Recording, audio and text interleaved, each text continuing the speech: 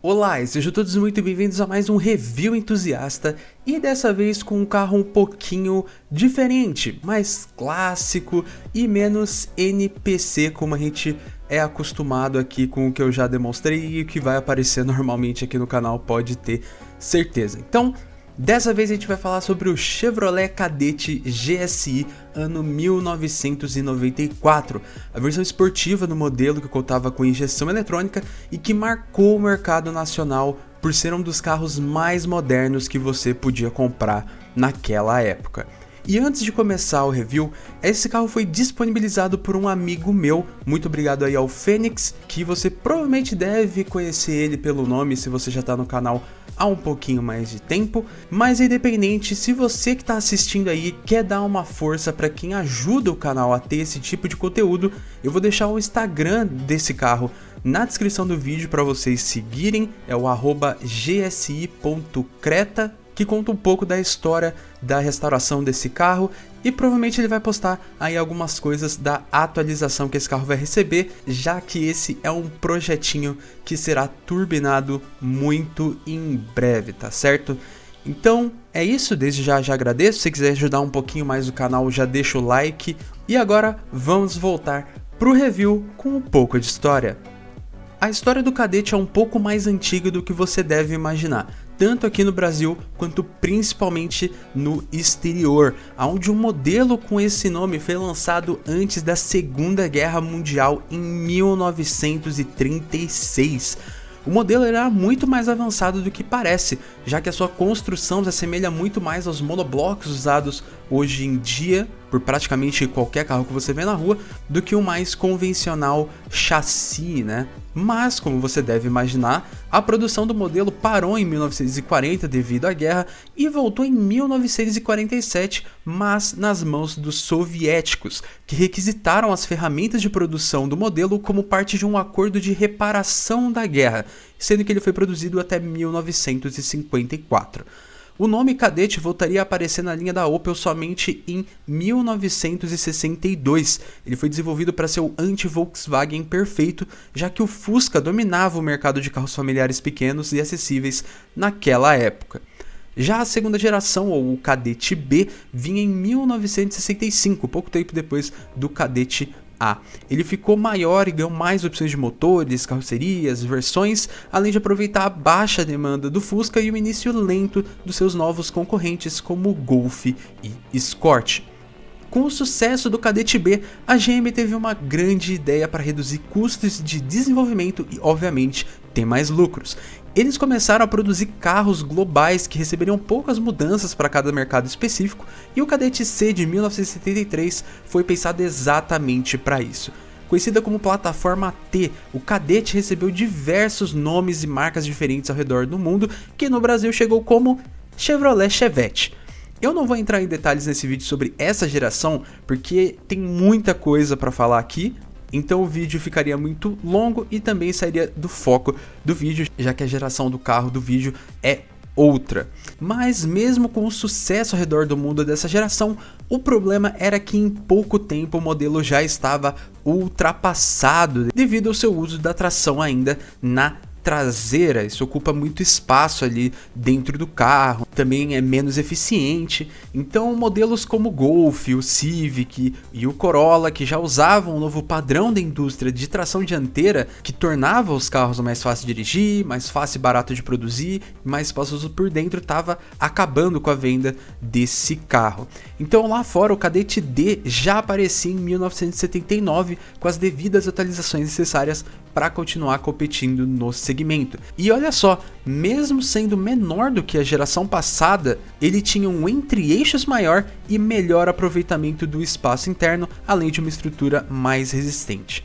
Já o Kadett E, a geração do modelo avaliada, foi lançada lá fora em 1984, ganhando em 1985 o prêmio de carro europeu do ano. Seu design era bem mais moderno do que sua geração passada, que era mais arredondada e aerodinâmica, por mais que não pareça tanto assim, sendo o primeiro carro lançado pela Opel a utilizar auxílio de computadores no seu desenvolvimento, além que essa geração foi a primeira e única do Kadett com opção de carroceria conversível. E seguindo os passos da geração C e diferente da geração D, esse também foi vendido por várias marcas do grupo GM pelo mundo, como Chevrolet, Opel, Vauxhall, Daewoo e até Pontiac.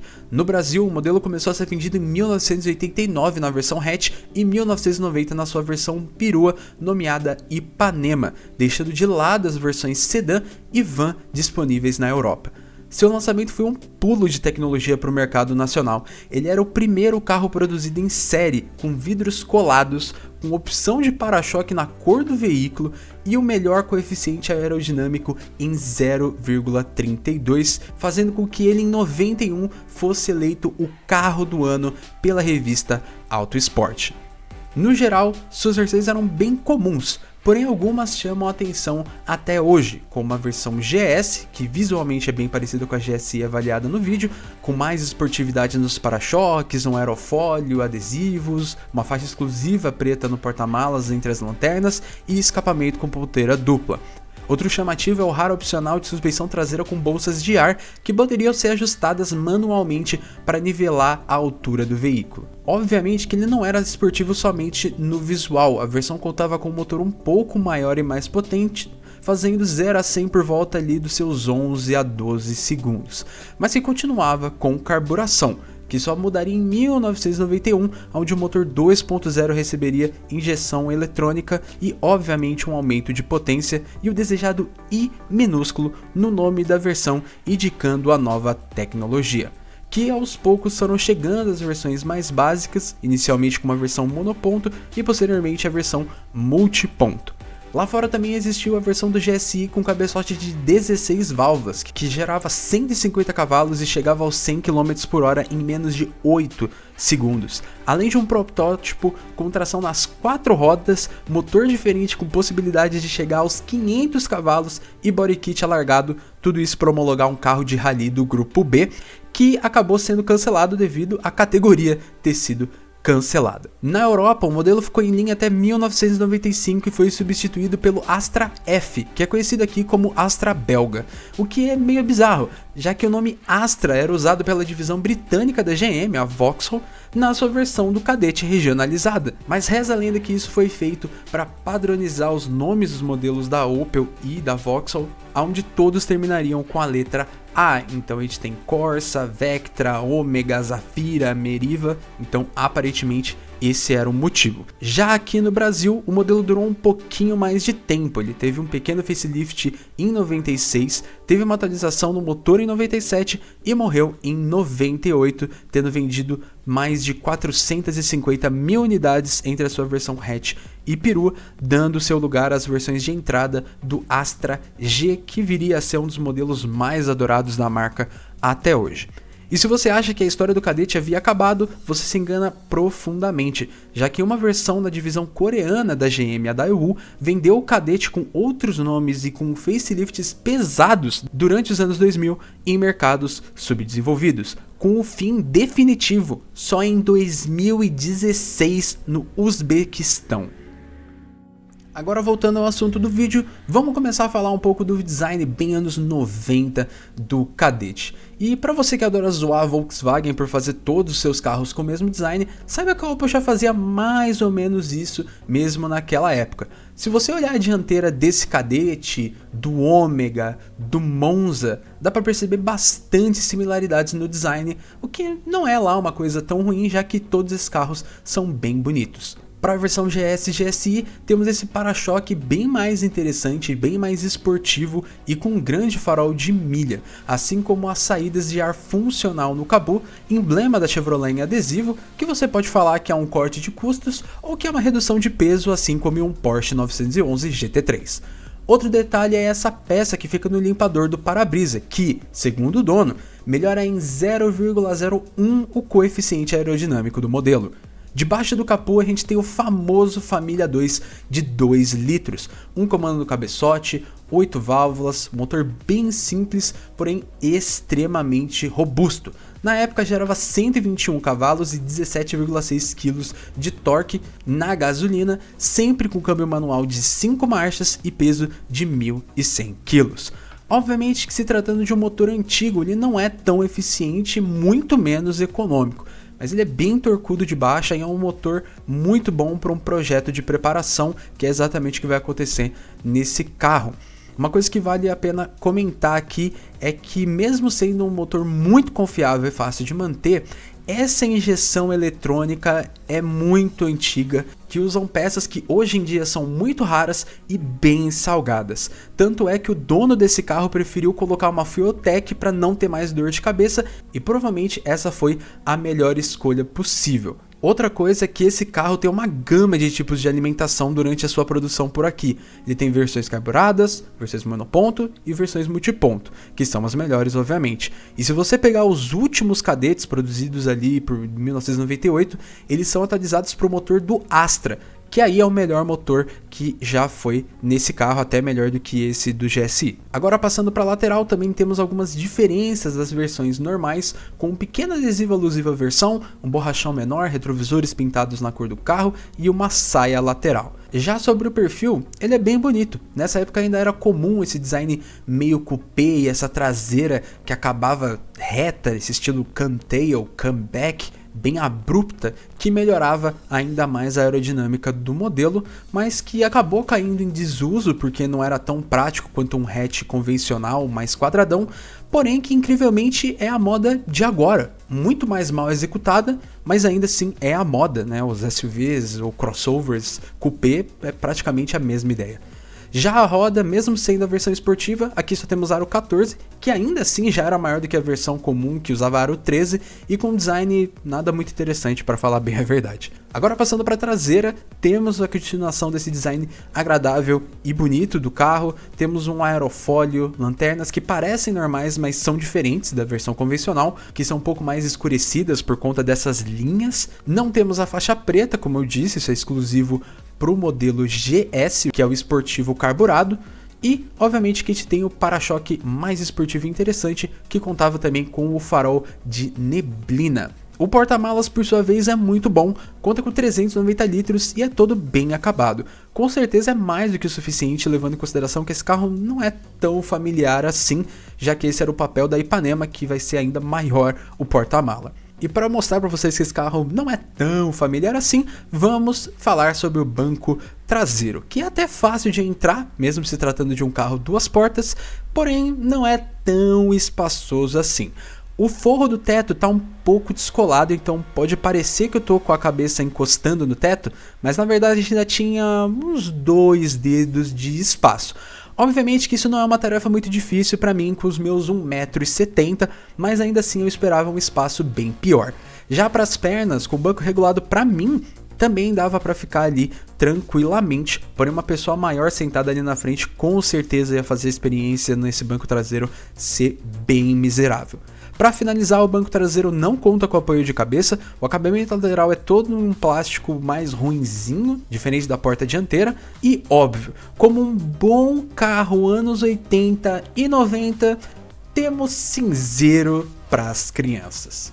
Passando para o banco dianteiro, nós temos uma porta melhor acabada, temos soft touch, bastante tecido, mas os comandos para os vidros e retrovisores elétricos ficam todos no console central. Os bancos, que eu esqueci de gravar, são confortáveis e contam com ajuste de altura até, e um design exclusivo com mais apoio lateral, sendo os adorados bancos Recaro ou Ricardo, com esse apoio de cabeça vazado que, pra falar a verdade, eu não gosto muito porque não é lá tão confortável assim, e eu nem quero imaginar em um caso de acidente o quão desconfortável deve ser sua cabeça entrar ali no meio.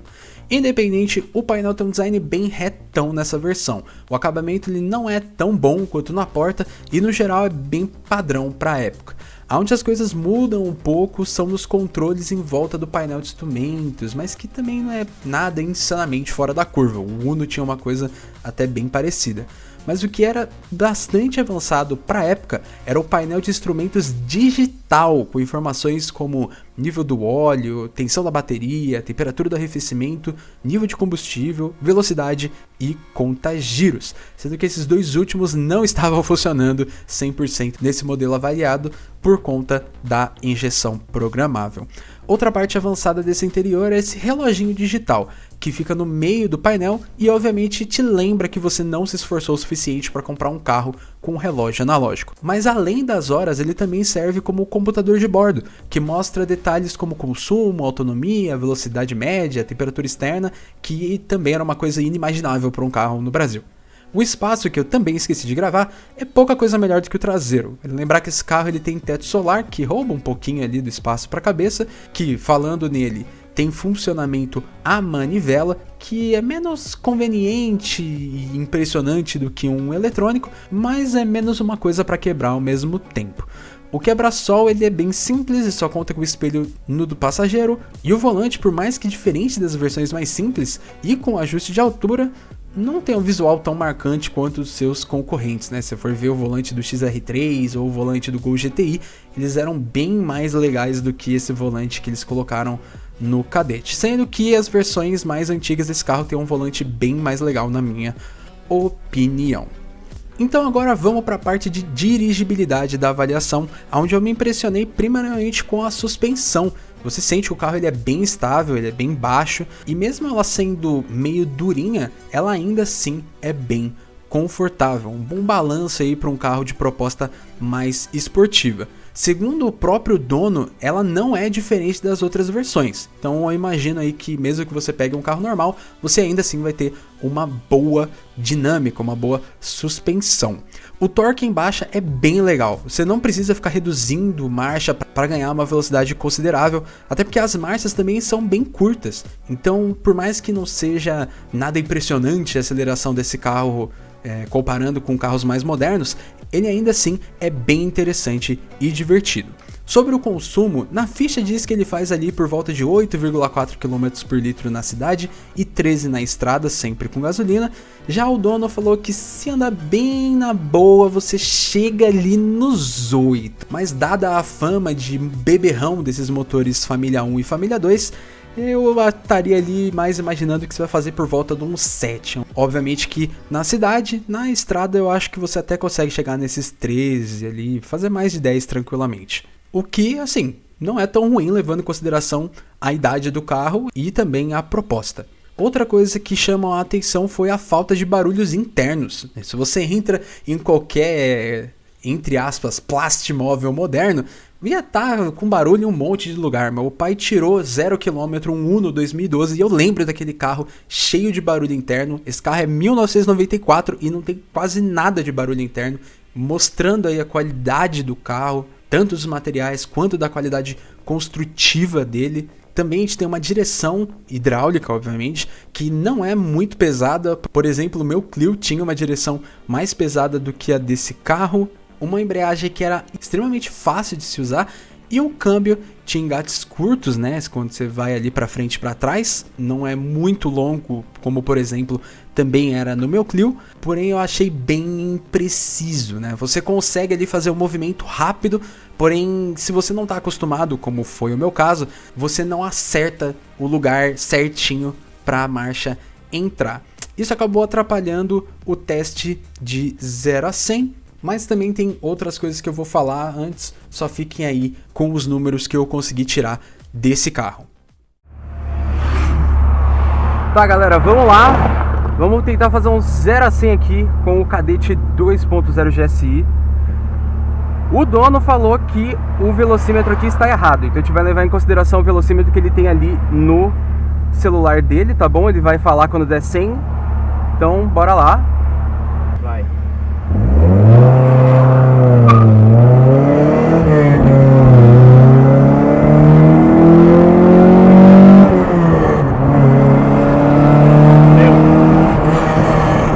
Já deu 100 por hora, rápido, bem rápido, se tratando de um carro dos anos 80 e 90, né? Tá muito bom.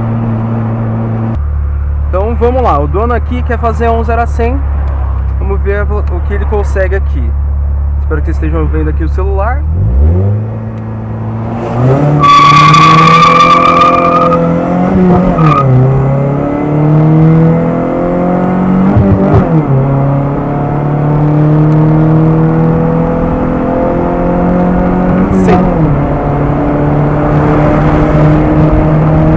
obviamente foi mais rápido do que o meu.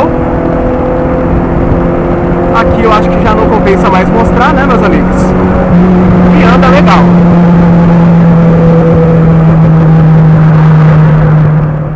Então eu já sei que vai aparecer alguém nos comentários reclamando que esse não é o 0 a 100, que eu fui lento, que eu fui cabaço, que eu não sei dirigir. E, bom, independente, eu também acho que dava pra ter sido sim mais rápido. Porém, foi o que eu disse, não é um carro que eu sou acostumado a andar. Eu realmente não consegui me acostumar a trocar as marchas ali nos poucos minutos que eu dirigi esse carro.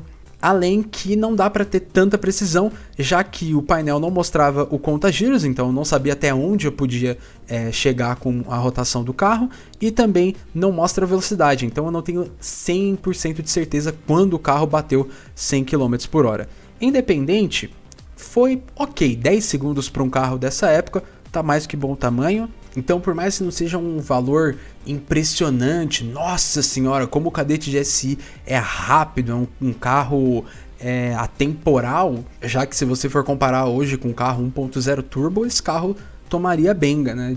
Já que esses carros fazem 9, 8 segundos o 0 a 100.